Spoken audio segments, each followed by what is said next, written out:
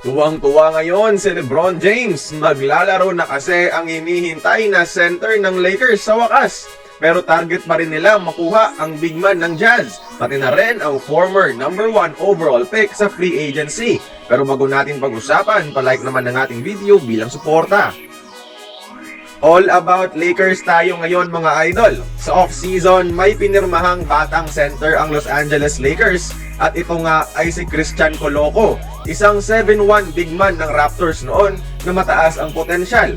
Kaso, 2023 pa huling naglaro sa NBA dahil sa career-threatening health issue, particularly sa isang blood clot.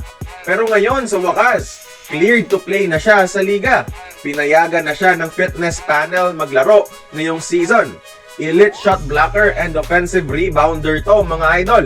May potential maging secondary defending big man na matagal nang hinahanap ng Lakers. Parang Dwight Howard at JaVale McGee na role. Offensively, di rin naman siya kakailanganin. Pero magiging useful ang athleticism nito lalo na't may isang LeBron James na playmaker. Paminsan-minsan, pumupukol din to sa tres mga idol. Sa depensa, talaga siya papapakinabangan. May flashes din to na kaya niyang dumepensa sa perimeter.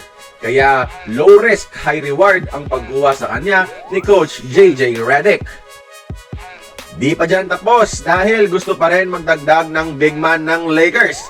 Persistent pa rin sila sa plano nila na kunin ang Jazz center na si Walker Kessler. Obviously, kung anong ginagawa ngayon ni JJ Redick kay Jackson Hayes, yun rin ang magiging role ni Kessler. Pero mas magaling sa depensa nga lang ang Jazz center. Kaya siguradong safe ang interior ng Lakers kapag magsabay sila ni Davis if ever mag-trade nga ang Lakers para sa kanya. Naghahanap rin ang Lakers ng ibang option sa free agency, especially para sa second unit. Di pa rin kasi nagpapakitang gilas si Gabe Vincent ever since. At isa sa mga available ngayon na minamata nila ay si Markelle Fultz, ang former number 1 overall pick. Walang kumuha sa kanya sa off-season, pero solid to sa huling 20 games niya last season with 15 points, 4 rebounds, 6 assist average. Sa depensa naman, no question dahil ito ang bread and butter ng isang Markelle Fultz. Wala pa naman official news idol, tinatarget pa lang naman. Kaya kayo, sa mga Lakers fans na mga idol natin, sinong gusto nyong dumagdag sa LA Lakers? Join the conversation, magkomento lamang sa ibaba.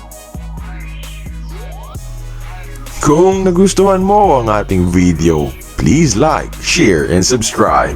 I-follow mo na rin ang ating social media platforms for more exclusive sports content. Until then, this has been Courtside Buckets. See you on the next one.